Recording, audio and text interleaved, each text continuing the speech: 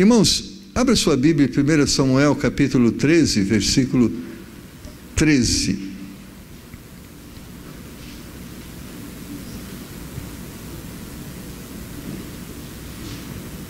Primeira Samuel capítulo 13 e versículo 13.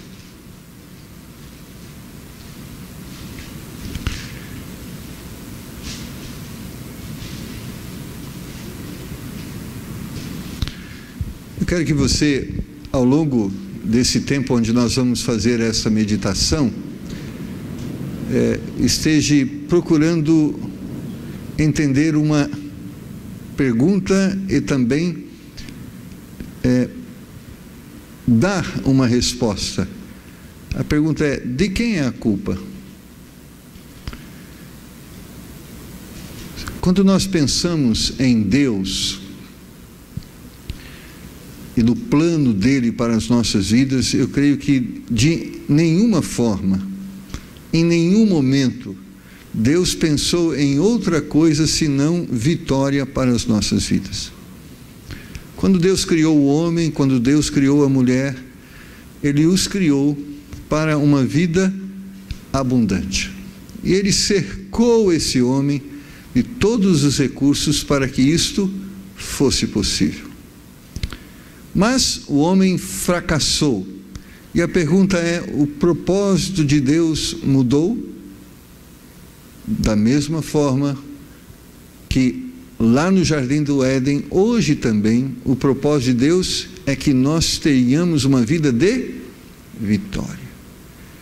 Ele diz que, ao contrário do diabo, ele veio para que tenhamos vida e vida com abundância.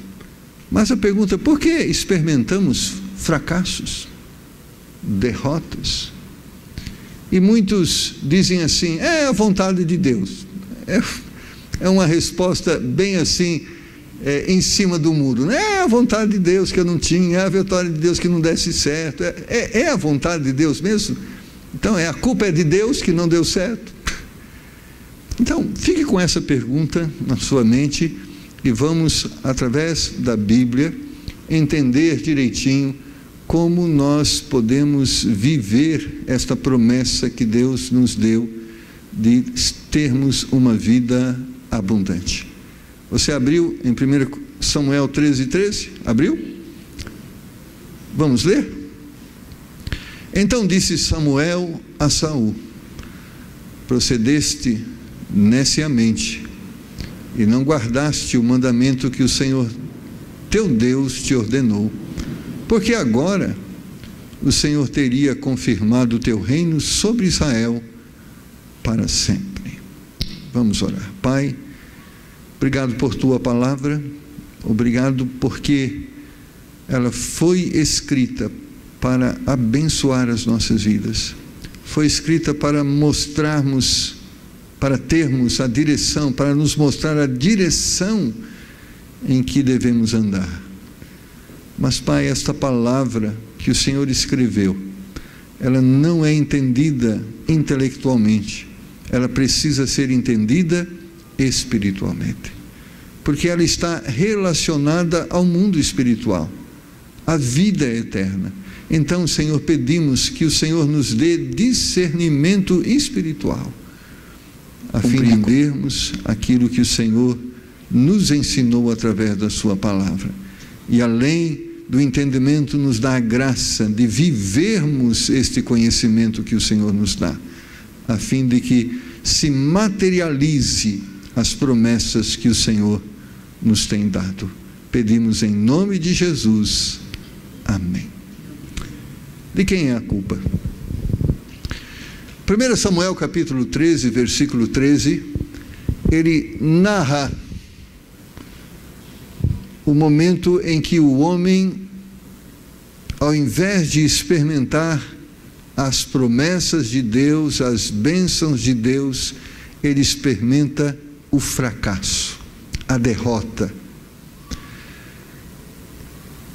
Deus se enganou em escolher Saul como rei em Israel?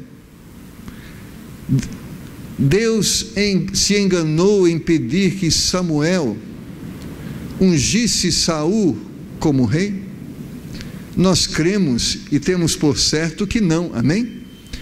Porque a vitória não está necessariamente baseada em quem nós somos, mas a história está baseada em quem Deus é.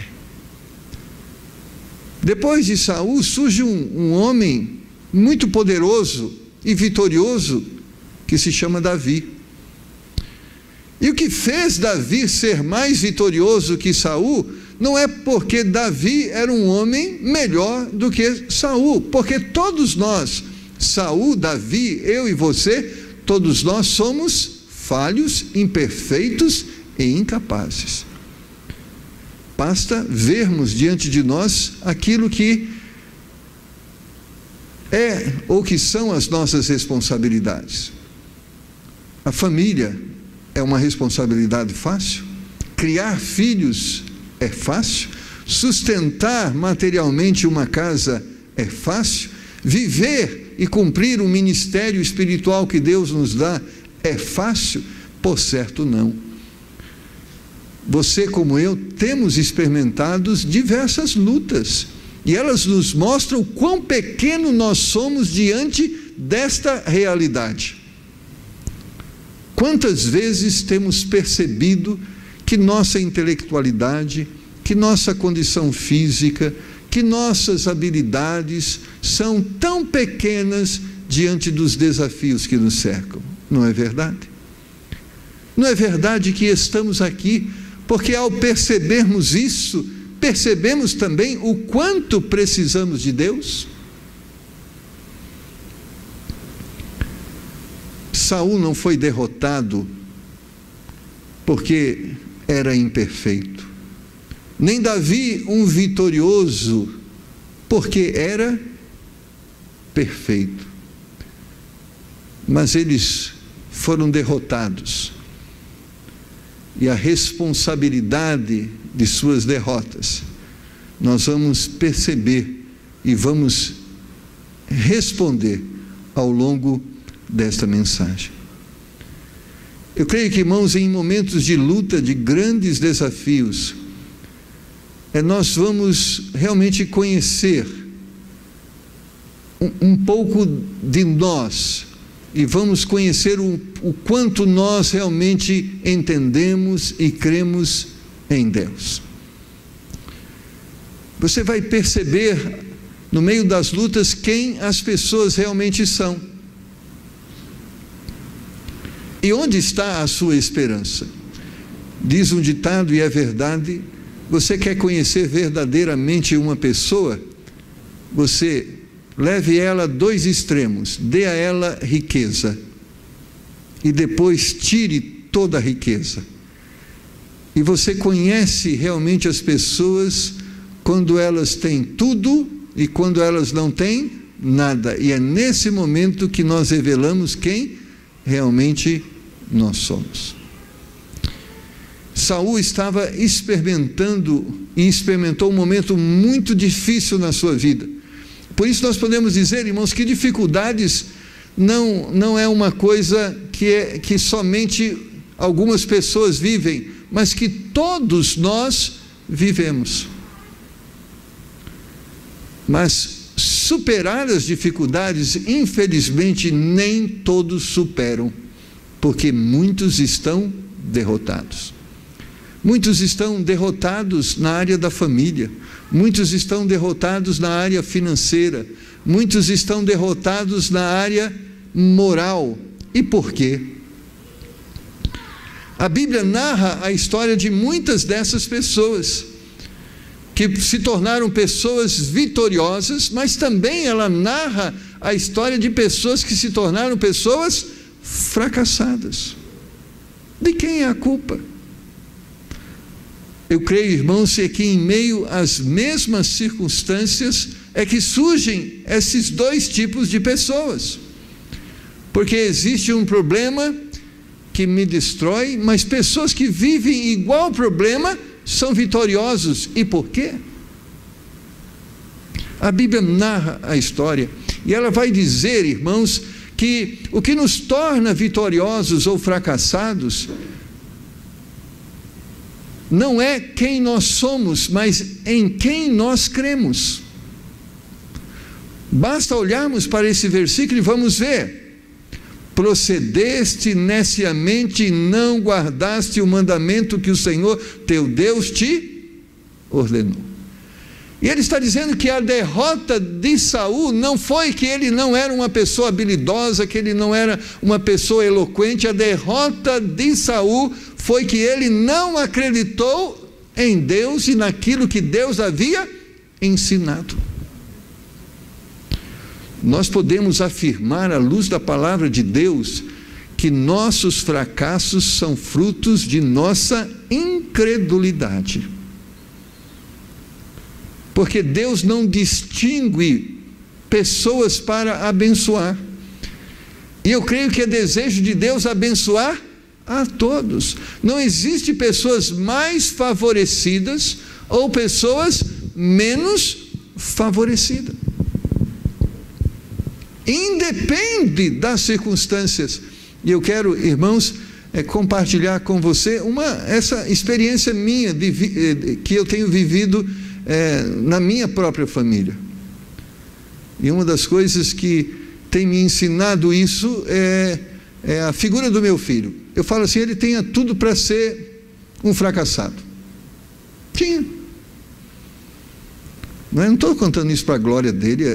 Eu estou dizendo para você: todos nós somos iguais, todos nós somos imperfeitos, todos nós somos incapazes. Mas Cristo, desde os 8 anos de idade, travou uma batalha para impedir que ele perdesse a visão. Foram mais de 50 cirurgias, foram 12 anos de tratamento.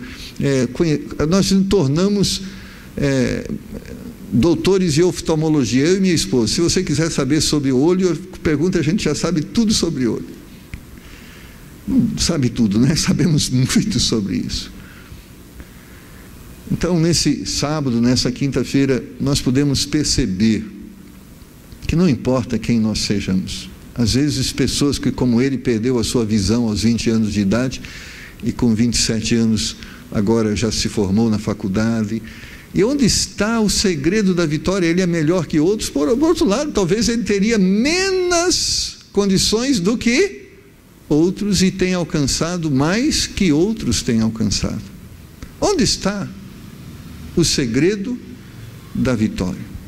Irmãos, e o segredo da vitória, Deus está dizendo aqui para Saul: se você cresce, se você confiasse, se você acreditasse no que eu digo, você seria vitorioso.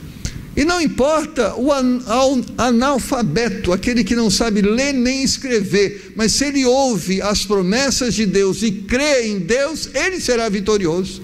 O intelectual, aquele que tem doutorado, pós-doutorado, aquele que já fez MBA, se ele crê nas promessas de Deus, ele será vitorioso. O coxo, o cego, aquele limitado fisicamente, se ele crê nas promessas de Deus, ele será um vitorioso. Mas não importa, o analfabeto que não crê nas promessas de Deus será um derrotado, não porque é analfabeto, mas porque não crê nas promessas de Deus. Da mesma forma, o intelectual. Da mesma forma, o coxo, o cego. Nossa vitória não está naquilo que nós somos, mas está naquilo que Deus é. Quando Adão e Eva foram expulsos do paraíso, eles não foram expulsos porque eram pessoas incapazes, imperfeitas. Eles foram expulsos porque não creram naquilo que Deus disse. E a forma de nós sermos restaurados para os propósitos que Deus nos criou é crendo naquilo que Deus disse.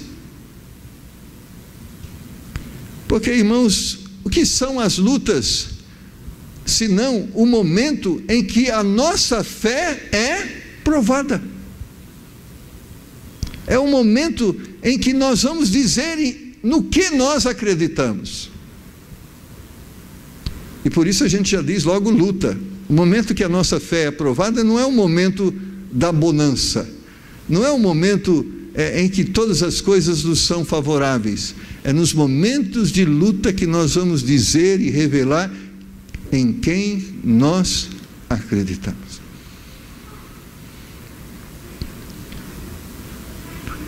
A Bíblia nos diz em Hebreus capítulo 10, versículo 38: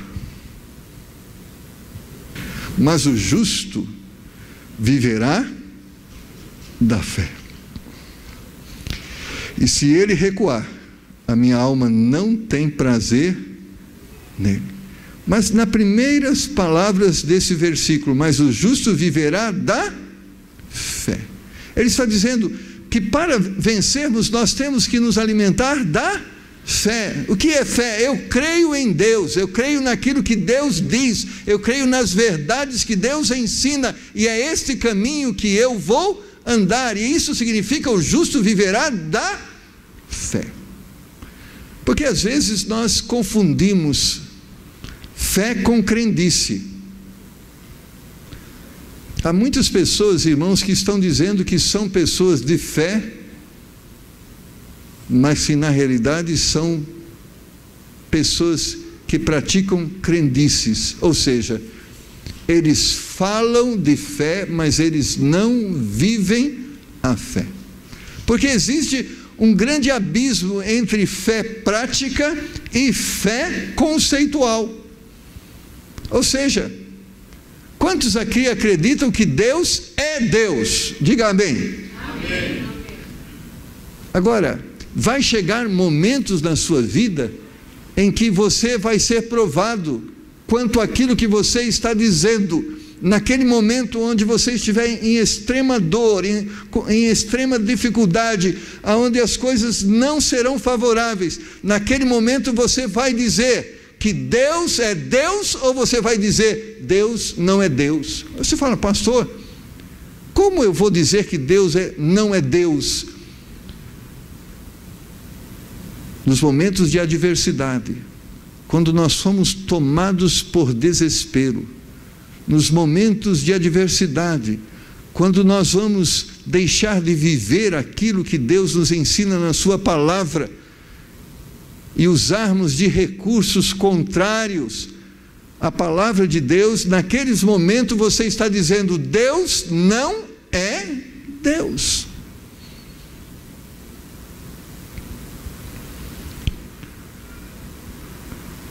Pessoas em Gálatas capítulo 6, versículo 9, e não nos cansemos de fazer o bem, porque a seu tempo ceifaremos se não houvermos desfalecido. Pessoas muitas vezes, irmãos, são derrotadas, porque são pessoas imediatistas, ou seja, assim como existe o macarrão instantâneo que em 5 minutos está cozido e pronto para ser comido, há muitas pessoas que acham que vitória significa isso, é instantâneo, é o macarrão instantâneo, eu oro, 5 minutos está tudo feito, e parece-nos, e para essa pessoa parece que vitória é uma questão de mágica. Irmãos, a vitória muitas vezes envolve tantos elementos que nós nem paramos para considerar isto. Por exemplo, quantas esposas aqui gostariam que os seus maridos, não seus no sentido que você tem mais de um, mas o seu, quantas esposas, que o seu marido fosse uma pessoa diferente em uma determinada área? Quantas esposas? Diga amém assim, bem baixinho. Quantos maridos gostariam que suas esposas fossem diferentes em alguma área? Diga assim, amém. Os homens são mais prudentes. As mulheres são mais espontâneas. É verdade. Então vamos pensar assim, e assim eu tenho liberdade com ela, é como uma mãe para mim. Então, o Sérgio quer que a Cida seja diferente em alguma área. E ele ora assim, Deus, muda a Cida. Por favor, Senhor, muda a Cida. que ela seja uma pessoa diferente, porque se o Senhor não mudar a Cida, eu vou largar dela. Mas como eu creio que o Senhor muda, eu vou esperar, e o Senhor tem que mudar, porque o Senhor é Deus.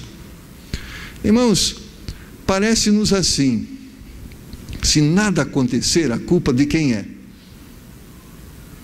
De Deus, porque Deus não mudou a Cida. Mas, irmãos, mudar a Cida não é algo fácil. Não é algo, você fala, mas não é difícil para nós, mas é fácil para Deus. Nem para Deus é fácil. Irmãos, como Deus tem trabalhado para mudar cada um de nós. E se dependesse de um passe de mágica, simplesmente Deus olhando para a Perpétua e disse, pum, seja diferente agora, Perpétua, e de repente ela dá uma tremedeira assim, sai as coisas ruins e só fica as coisas boas, e agora a Perpétua é diferente. Não é assim. Vamos supor que haja realmente um problema na vida da Cida. Eu vou usar você, Cida, não é profecia isso, tá bom? Não tem nada a ver. É só ilustração. Vamos supor que haja realmente, e o Sérgio está clamando a Deus pela misericórdia. E aqui, irmãos, começou uma batalha espiritual. De um lado, existe o marido orando pela sua esposa, dizendo, eu creio que transformar pessoas, só o Senhor tem poder para isso, porque homem nenhum transforma pessoas, só Deus que transforma. E nós cremos nisso porque a Bíblia revela que Deus é o Deus que torna todas as coisas velhas em novas coisas. Deus é aquele Deus que transforma ladrões em homens de caráter. Deus é aquele Deus que transforma pessoas imorais em pessoas morais. Deus é esse Deus também. Quantos relatos bíblicos e quantos fatos que os nossos olhos puderam presenciar que atestam esse poder que Deus tem. Agora, eu creio que Deus tem esse poder, mas quando o Sérgio orou pela Cida, Deus começou a responder, então, Sérgio, você quer que a Cida mude? Realmente, o que a Cida tem é um pecado, é um erro, então eu vou realmente ouvir a sua oração, e nós vamos lutar agora para que isso aconteça. Imediatamente Deus começa agora a agir na Cida, e o Espírito Santo começa a falar ao seu coração, e ele começa a usar a palavra de Deus, ele começa a usar o pregador que expõe a palavra de Deus, ele começa a usar os versículos que ela lê, ele começa a usar o vizinho, ele começa a usar os amigos, ele começa a usar as circunstâncias. O Espírito Santo começa a renovar na sua mente valores e princípios que a Bíblia atesta, e começa uma batalha espiritual a fim de convencer a Cida que ela precisa mudar, e o que ela está fazendo é errado, e que ela precisa fazer algo diferente. Deus começa, mas tem um problema. O convencimento é ativo por parte de Deus, mas precisa ser receptivo por parte da Cida. Então, eu chego para a Regiara e disse, Regiara, essa parede é branca. Ela diz, é amarela. Regiara, é branca. Os elementos que estão aí notados através da ação da luz sobre a parede, atesta que é branca, é amarelo. Eu digo que é amarelo.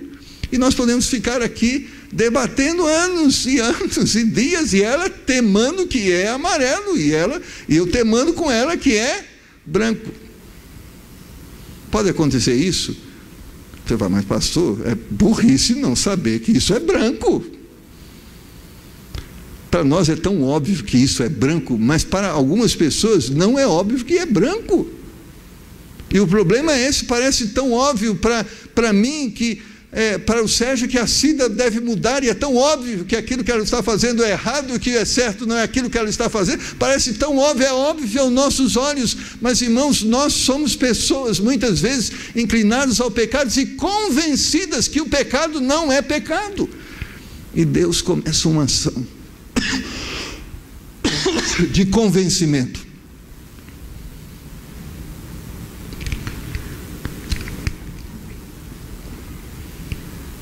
Às vezes eu encontro algumas pessoas que elas dizem assim, pastor, eu orei 20 anos, e depois de 20 anos Deus ouviu minha oração, e o meu marido se converteu. É lógico, irmãos, que Deus não demorou 20 anos para ouvir a oração. É lógico que não. Porque Deus ouve a nossa oração hoje.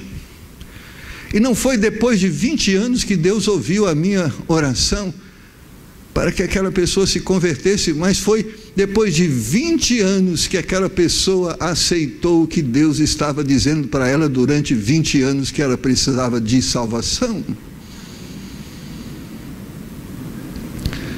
Porque existe um desejo da parte de Deus de nos abençoar, mas da nossa parte deve existir um desejo de sermos receptíveis àquilo que Ele quer nos dar.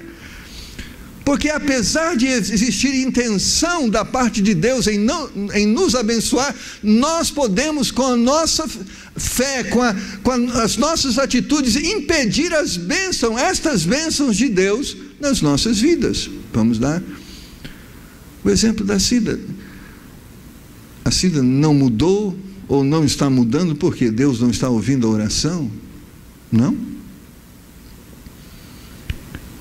É porque a Cida ainda não está dando ouvido à voz de Deus. Irmãos, e dar ouvido não é algo que Deus pode fazer por nós, é nós que precisamos fazer, é a nossa parte. Por isso, quando Gálatas 6:9 diz: e não nos cansemos de fazer o bem, porque a seu tempo ceifaremos, se não houvermos desfalecido, está dizendo ao quê?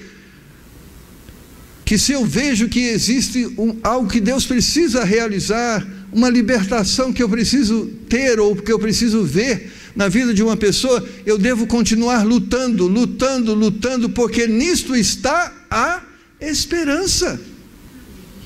Ou seja, hoje o Marcos... Então vamos continuar orando para que ele mude amanhã, mas se Deus não falar mais, aí não há esperança. Como eu creio na esperança, eu quero que Deus continue falando. Então, quando eu oro por uma pessoa 20 anos, 30 anos, 40 anos, eu estou pedindo: Deus, não desista daquela pessoa. Deus, não desista de procurar ajudar aquela pessoa. Deus, não desista de mim, que preciso tanto do Senhor. Então continua falando. Por isso a Bíblia está dizendo: não nos cansemos de fazer o bem, não nos cansemos de orar, não nos cansemos de ajudar, não nos cansemos de falar, porque o dia que pararmos de falar, estamos cessando a esperança. A seu tempo, e aqui a seu tempo não significa é o tempo de Deus. Eu não gosto dessa palavra. O tempo de Deus. Irmãos, você acha que Deus gostaria que você fosse plenamente santo quanto? Quando? Amanhã? Daqui a 10 anos? Daqui a 100 anos? Hoje. É o dia de hoje. A Bíblia diz: basta cada dia o seu mal. Ele diz que temos que viver hoje. Então hoje Deus quer realizar a sua obra. Agora, infelizmente, muitas vezes nós não estamos preparados para ser tudo aquilo que precisamos ser, porque não é meramente místico, é racional. Então muitas vezes o tempo de Deus significa o tempo em que eu respondo, o tempo em que eu estou preparado, o tempo em que eu estou convencido, e naquele plenitude do tempo a coisa se materializa, onde a ação de Deus se encontra com a minha receptividade, o falar de Deus se encontra com a minha fé. Então provoca a minha fé, e nesse tempo a plenitude do tempo, ou seja, o tempo de Deus, o tempo em que as coisas foram provocadas e elas vieram a acontecer. Mas existem muitas lutas, irmãos, que não são vencidas no primeiro mês. Eu conheci uma senhora que orou pelo marido 30 anos para que ele se convertesse, e ele se converteu. E se ela tivesse deixado de orar aos 10 anos, aos 20 anos? Não estou dizendo que ele não viria se converter, mas eu estou dizendo que a batalha foi batalhada durante 30 anos. 30 anos clamando, 30 anos Deus falando, 30 anos pedindo, 30 anos Deus agindo, e chegou um dia que todo esse trabalho foi galardoado com a vitória. Então, irmãos, muitos estão sendo derrotados porque estão cansados de lutar. E a Bíblia diz: não se canse, continue lutando, porque nisto está a esperança. Muitos também, conforme 1 Samuel 17:11, ouvindo então Saul e todo Israel estas palavras dos filisteus, espantaram-se e temeram muito. Irmãos, há muitas pessoas medrosas, e tem muitas pessoas que são vítimas do medo. Existe em nossa volta, irmãos, coisas, pessoas, potestades poderosas que nos ameaçam? É lógico que sim.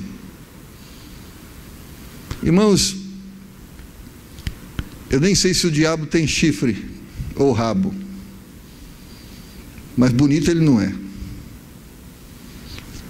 Eu nem sei se o problema que você está enfrentando de saúde ou financeiro, porque eu nunca vejo o problema como algo bonito. Ninguém pode dizer: pastor, eu estou endividado, que bonito. Isso aí é um negócio maravilhoso. Eu olho isso aí, eu me realizo. Isso me torna até poética, né?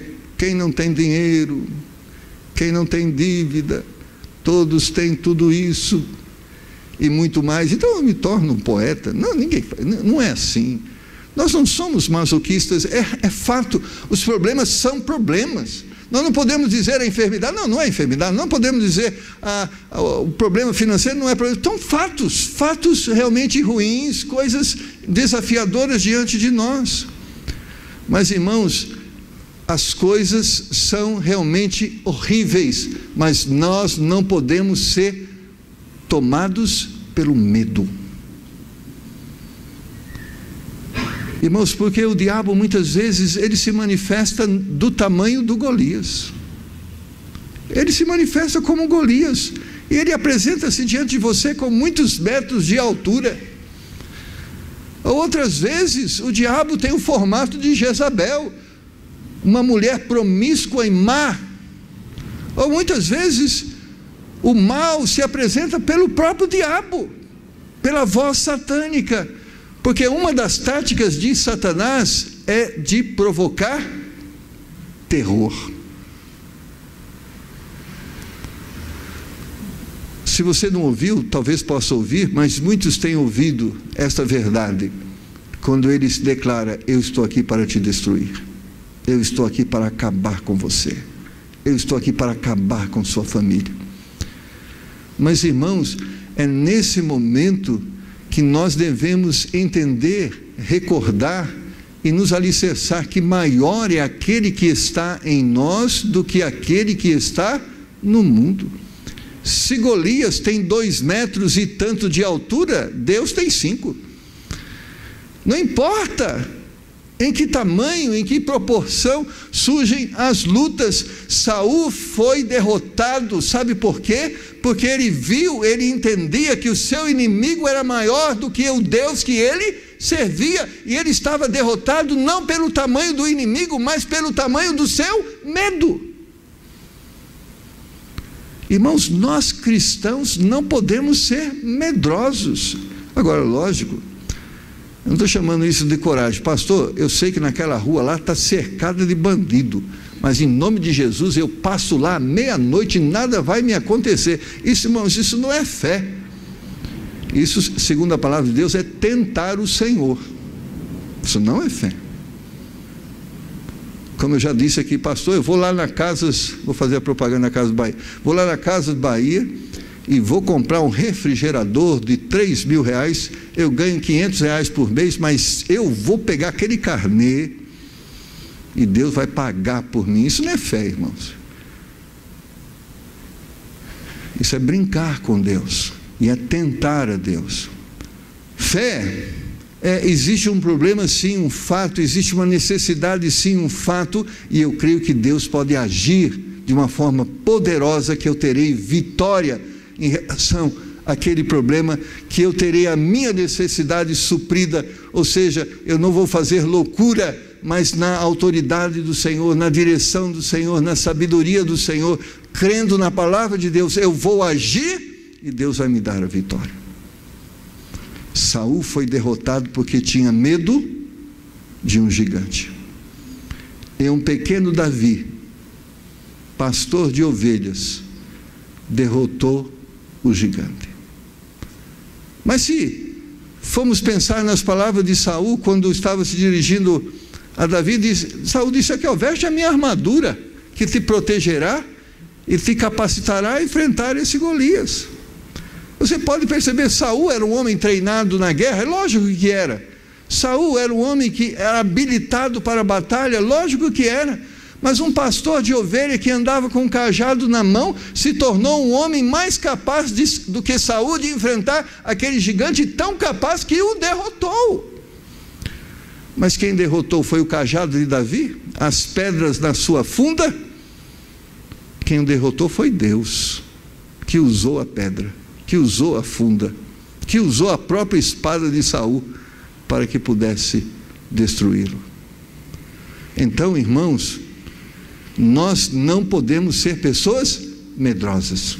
Vão haver problemas, vão haver dificuldades, desafios, mas nesse momento nós não podemos ser tomados pelo medo, mas devemos encher o nosso coração de fé. Porque o gigante existe, mas Deus também existe. Porque o gigante é poderoso, mas Deus é mais poderoso, então nós temos que crer. Há muitas pessoas, irmãos, que estão sendo derrotadas, sabe por quê? Êxodo capítulo 14, versículos 11 e 12. Eles disseram a Moisés: não havia sepulcros no Egito para nos tirar de lá, para que morramos desse deserto? Porque nos fizeste isso, fazendo-nos sair do Egito? Não é esta a palavra que te falamos no Egito, dizendo: deixa-nos que sirvamos aos egípcios? Pois que melhor nos fora servir aos egípcios do que morrermos no deserto. Sabe o que faz com que muitas pessoas não vivam as bênçãos de Deus e as promessas de Deus? É que elas se tornam pessoas acomodadas. E diz um ditado, e é uma verdade, que a pior miséria não é aquela que está no nosso bolso, mas é aquela que está no nosso coração. Porque há pessoas miseráveis financeiramente falando, mas há pessoas miseráveis quando nós falamos de coração. Falando de coração no sentido miseráveis de coração. Irmãos, o Egito estava sendo favorável àquela nação, àquele povo? Certamente que não, eles eram escravos. Tinham que trabalhar dioturnamente para atender aos caprichos dos faraós. Eles sofriam, eram muitas vezes chicoteados, muitos eram presos e alguns até mortos. Eles estavam sofrendo um extremo sofrimento, mas eles chegam para Moisés e Deus havia dito: olha, eu vou te dar algo melhor do que o que vocês tinham. Mas eles disseram: nós preferimos ficar onde nós estávamos.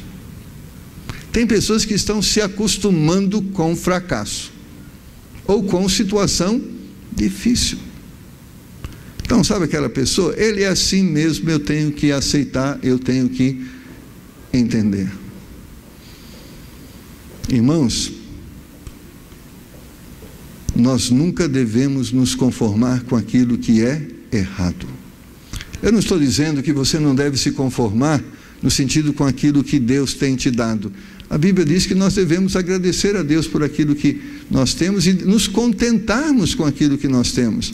Ou seja, contentar com aquilo que nós temos significa não murmurar, não significa não desejar crescer, ter mais, mas não significa se acomodar ao ponto de aceitar a miserabilidade. Não é isso que Deus quer ou que Deus tem para nós. Deus tem uma vida abundante, mas muitas vezes nós nos acomodamos. É assim mesmo, é o que Deus quer, eu aceito com resignação. Parece até, irmãos, um testemunho de fé. Mas, irmãos, Deus veio para nos dar vida e vida com abundância. Ele disse que o justo não mendigaria o pão, e eu creio, amém? Ele disse que nós teríamos roupa para vestir o nosso corpo. Ele disse que nós teríamos comida para colocar na nossa boca. Ele disse que nós teríamos comida para colocar na nossa mesa e alimentar os nossos filhos. Ele disse que daria paz ao nosso coração, uma paz que o mundo não compreenderia, mas que nós poderíamos claramente entender, porque nós temos recebido esta paz. Então, irmãos, o comodismo não deve fazer parte da nossa vida. Existem coisas que estão te afligindo, existem pecados que estão sendo praticados, existem problemas na vida de pessoas que estão próximas a você, que está acontecendo, que está interferindo na sua vida. Então, não se acomode, lute para superar isso e para ter vitória nisso. Irmãos, se nós entendemos, já pensou se nós entendêssemos assim, ele é assim mesmo, o que nós vamos fazer? Está indo para o inferno. Então, deixa ir para o inferno. É assim que nós pensamos? Lógico que não. E eu sei que Satanás é um dos maiores propagadores do comodismo. Aceite, você é assim mesmo, não tem jeito, você já lutou muito, não vai mudar, aceite. E às vezes nós mesmos queremos vender essa ideia. Você não me conheceu assim, agora você tem que me aceitar. Você já me conhecia, sabia o que eu era. Irmãos, erro é erro, pecado é pecado. Erro tem que ser vencido, pecado tem que ser superado em nome do Senhor Jesus, porque Deus não nos criou para o pecado, Deus nos criou para a vida. Pastor, Deus entende a minha fraqueza. Ele realmente entende a sua fraqueza, mas Ele não quer que você continue fraco. Muitos cristãos estão apáticos na fé porque se acomodaram. Há cristãos, irmãos, que têm 30 anos de cristão, e sabe quanto eles cresceram na fé? Nem 1 centímetro. Tá bom, já tem um lugarzinho lá no céu, já tem a segurança da salvação, para mim está bom. Irmãos, o cristão não pode ser miserável assim, amém? Nós devemos testemunhar de uma forma gloriosa e grandiosa a presença e esta comunhão que nós temos com Deus. Mas existe um outro problema que tem derrotado muitas pessoas. 1 Samuel 13, 13 a 14, vamos insistir aqui com Saul. Então disse Samuel a Saul: procedeste neciamente e não guardaste o mandamento que o Senhor teu Deus te ordenou, porque agora o Senhor teria confirmado o teu reino sobre Israel para sempre.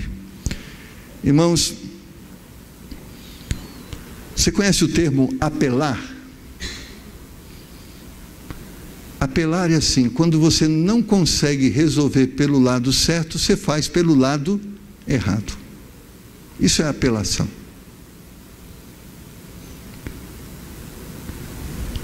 Então, a Cida não mudou pelo bem, agora vai pelo mal. E muda.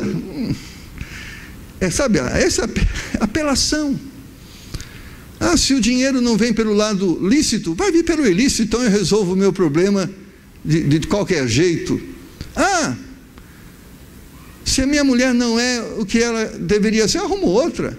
Isso tudo nós chamamos de apelação. Por quê, irmãos? Porque vão surgir circunstâncias que vão desafiar a nossa crença, e nós vamos ter que ficar firme, ou vamos abrir mão dos nossos valores.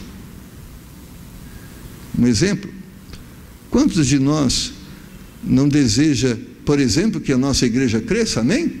Cada um dos espaços desses bancos venham ser preenchidos. Não seria maravilhoso termos aqui muitas pessoas salvas, muitas pessoas adorando o Senhor? Não poderia termos aqui essas pessoas? Sim. E tem muitas igrejas maiores do que essas que estão superlotadas de pessoas. Mas em muitas dessas igrejas, não estou dizendo todas, porque não significa que ter uma igreja grande significa que ali existe pecado, porque existem muitas igrejas grandes e saudáveis de uma fé cristã bíblica, amém? Não quero que você entenda isso. Como existem muitas igrejas pequenas que são tão pecadores, e existem igrejas pequenas que são tão saudáveis. Não quero te criar um paralelo, mas nós podemos notar que existe, por exemplo, caminhos facilitadores para que isto aconteça.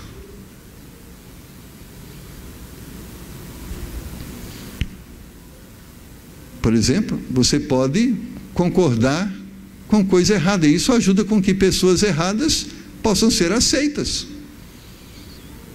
Isso ajuda? Ajuda, no sentido de preencher os espaços vazios nos bancos, não ajuda? Olha, para servir a Cristo, o importante é que você tenha amor no coração. Não importa se você é imoral ou moral. Não importa se você é dizimista ou não dizimista. Não importa se você vem em todos os cultos da igreja ou se você não vem. O importante é que você tenha um coração que ame o Senhor, e isto será suficiente. Isso ajuda, irmãos, facilita. Mas sabe o que dificulta? Dificulta, olha, se você não quer abandonar o pecado, você não pode ter comunhão com a igreja. Se você não quer viver uma vida certa com Deus e obedecer a palavra de Deus, você não pode ser membro da igreja. Se você insiste em um pecado, você vai ser excluído da igreja. Esse caminho não é facilitador, é um caminho estreito. E sabe que a Bíblia diz que são poucos os que andam por ele. Irmãos, muitas vezes nós apelamos. Vou dar um exemplo muito comum. Quanto custa, só um exemplo, tá bom? Um DVD original de um filme que está passando na televisão ou no cinema. Quanto custa? Quanto custa? 40. Vamos colocar 40 para cima? 50? Depende do filme, depende da produtora. Quanto custa? Tudo isso. Mas sabe quanto estão vendendo ali na esquina? 2 por 5. Você escolhe 2 filmes que custam original 50, mas aquele custa R$5. E você quer assistir o filme porque você já ouviu falar, o filme deve ser bonito. A pergunta é, você vai pagar 50 ou 5? Pastor, pagar 50 se você pode pagar 5 é muita burrice, né? Mas, irmãos, pagar 5 é apelar. Por quê? É ilícito, é imoral, é indecente, é contrário aos valores. Não estou dizendo nem do filme, não estou querendo entrar, mas só estou dando um exemplo.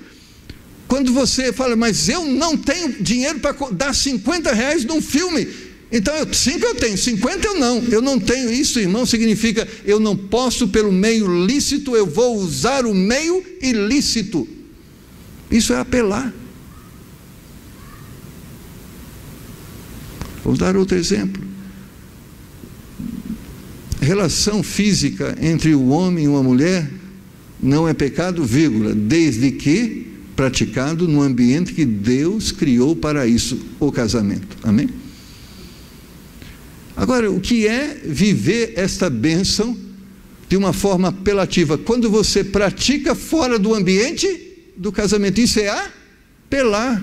Eu não estou dizendo que você não precisa, você precisa, não estou dizendo que você necessita, mas quando você não faz no ambiente correto, você está apelando, ou seja, satisfazendo de uma forma ilícita. E quando nós fazemos isso, irmãos, nós perdemos a bênção de Deus.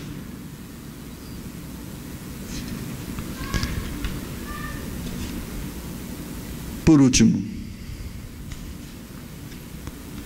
Marcos 5, 25, Marcos 5, 35 e 36 diz assim: estando ele ainda falando, chegaram alguns do principal da sinagoga, a quem disseram, a tua filha está morta, para quem enfadas mais o mestre? E Jesus, tendo ouvido essas palavras, disse ao principal da sinagoga, não temas, crê somente. Sabe, irmãos, o que muitas pessoas, a derrota, eles ouvem mais os outros do que Deus. Vamos supor que você tem um problema conjugal, você não está bem com a sua esposa. Irmãos, o que existe de pessoas que vão dizer assim para você: larga ela. Rapaz, larga ela, por que você vai ficar com ela? Não existe pessoas que dizem isso? Lógico que existe. Não vai existir pessoas que vão dizer assim: honestidade, rapaz, você acha que alguém vai conseguir alguma coisa sendo honesto, pagando imposto nesse Brasil? Ninguém vai conseguir ser honesto, não, sabe? Se você quiser ter alguma coisa, você tem que ser desonesto. Existem pessoas que estão se especializando em desonestidade. Aliás, nosso Brasil está ensinando como se pratica com uma capacidade que a gente nem acreditava que existia, essas mentes pródigas capazes de construir e de criar um ambiente de criminalidade, ou um ambiente criminal. Irmãos, nós podemos perceber isso como: mas por que não usa esta mente tão pródiga para algo bom? Irmãos, eu sei que muitas vezes você será tentado: olha, se eu for honesto, eu não consigo nada nessa vida. Mas lembre que o que Jesus nos ensina, quando os fariseus chegaram até ele e disse: é lícito dar a César aquele governo corrupto, aquele governo imoral, aquele governo que propaga a injustiça, aquele governo que mata os inocentes. É lícito dar a César os tributos. Você acha que César era um governo de honestidade? Lógico que não. Mas Jesus disse: dai a César o que é de César, e a Deus o que é de Deus. Ele está dizendo: o que Deus diz? Obedeça às leis, obedeça a Deus, porque você não vai ser suprido pelo ilícito, você vai ser suprido pelo lícito. Amém? É assim que Deus faz. Amados irmãos, existem muitos mensageiros satânicos que estão semeando a corrupção, que estão semeando a injustiça, que estão semeando a infidelidade. Mas nós, irmãos, temos que crer em Deus. E eu quero, ao final dessa reflexão, dizer: o que tem levado pessoas a serem fracassadas não é Deus, não é a promessa de Deus, mas é porque não cremos naquilo que Deus ensina por meio da sua palavra.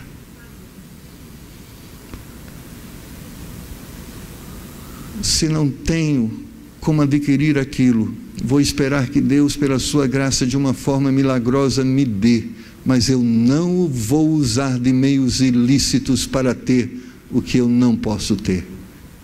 É isso que eu estou dizendo que é fidelidade, que é verdade, e é dessa forma que Deus vai te abençoar. Mas sabe o que é triste, irmãos? É como eu estava falando com uma pessoa que conhece lá o mundo, a realidade do Rio de Janeiro. Ele falou: pastor, o senhor sabe que existe quadrilhas lá no Rio de Janeiro, que elas protegem até as igrejas, e que existem ladrões que, antes de roubar, eles entram na igreja e chegam para o pastor e dizem: olhe para mim, para que Deus me abençoe agora naquilo que eu vou fazer. Ele falou: existe. Irmãos, mas Deus não é Deus de confusão. Se você quer ter uma vida de vitória, ela existe, ela está ao alcance de nossas mãos. É uma promessa de Deus. Mas eu quero recordar com você rapidinho alguns passos que vão te ajudar. Número 1, eu disse: não deixe de acreditar. Deus nunca tarda, Deus nunca falha, Deus atende a nossa oração. E se ainda não aconteceu, não é por causa de Deus, mas Deus está movendo suas mãos para que aconteça. Não deixe de acreditar, a vitória vai chegar. Amém? Não desista, acredite. E isso vai te levar à segunda coisa: não canse de lutar, não desista. Se é justo, se é verdadeiro, se é necessário, não desista. Se aquele que você ama está indo para o inferno, não desista. Ore e continue orando. Se aquilo que você precisa não tem, ore e peça, porque Deus pode dar. Não desista. Não tenha medo. As lutas são realmente terríveis. Quando pensamos em alguém dominado pelo pecado, quando eu lembro do testemunho dessa mulher que orou por 30 anos por um marido que era alcoólatra para que ele viesse se converter, não foi fácil durante 30 anos suportar o alcoolismo daquele marido, mas Deus deu a vitória. Não tenha medo, os problemas são realmente grandes, mas Deus é maior, amém? Não se acomode, não se acostume com as coisas negativas e erradas, lute para que elas sejam diferentes. Liberte-se dessas palavras. É assim mesmo, eu tenho que aceitar. Ele é assim mesmo, eu tenho que aceitar. Ela é assim mesmo, tem que aceitar. A vida é assim mesmo, eu tenho que aceitar. Liberte desse comodismo. Creia que Deus tem uma bênção e uma vida abundante destinada a cada um de nós, amém? E terceiro, não apele. Quinto, não apele. Espere a bênção de Deus. Não tente alcançar a bênção com as suas próprias mãos, com essas habilidades humanas, com essas formas humanas de se conquistar aquilo que se precisa. Meus amados, e se nós fizermos isso, eu creio que Deus vai nos abençoar. Não dê ouvidos aos incrédulos, dê ouvidos a Deus. Talvez muitos estão dizendo, não tem jeito, mas Deus está dizendo, tem jeito sim. Há esperança? Sim. Eu creio naquilo que Deus diz, pedi e dar-se-vos-á. Nas palavras que Deus disse a esse homem, crê somente. Nossa parte é crer, acreditar que Deus está agindo, e no que depender de Deus, nós já temos a vitória. Amém? Vamos orar? Querido Deus, talvez existam pessoas aqui que ao longo da vida têm experimentado derrotas, fracassos, mas o Senhor está mostrando a essas pessoas que existe um caminho de vitória. Pai, que essas pessoas sejam renovadas em sua fé, em sua esperança, em seu ânimo, e que estes Golias, talvez os mares vermelhos, talvez pecados escravizadores possam agora, Senhor, serem superados pela fé. Pai, dê agora vitória ao teu povo, dê a ele a vitória no coração, uma crença que mesmo que ainda não se materializou as promessas, nós cremos que ela já existe. Ó Pai, liberta o teu povo, Senhor, de tudo aquilo que os tem afastado do caminho da verdadeira vitória. Conduz o teu povo ao caminho da verdade, Senhor, para que não possam ser novamente escravos do pecado, uma vez que já foram libertos. Dê ao teu povo, Senhor, uma convicção de que mesmo na extrema provação, dê ao teu povo força para que eles possam permanecer firmes, Senhor, porque cremos que é desta forma que as promessas do Senhor se materializam em nossas vidas, Senhor. Eu quero encerrar essa oração orando por você. Talvez Deus tocou no seu coração e em alguma destas áreas você tem sido derrotado.